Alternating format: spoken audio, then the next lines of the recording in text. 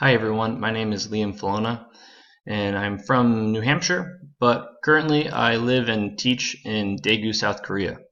I've lived here for almost 5 years and I teach elementary and middle school age students. I teach ESL to them and I have a variety of students from very low level English ability to very, very advanced, almost like a native speaker advanced. Some of the students, they've studied abroad, and so they've had some experience. So I'm currently studying at Fort Hays State University. This is my sixth class, so I'm a little over halfway done with a master's in education with a ESL certificate.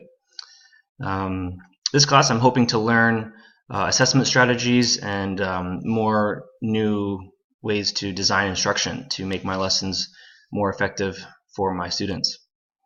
So I'm looking forward to learning from all of you and learning new ways to make my classes better and just be an overall more effective teacher.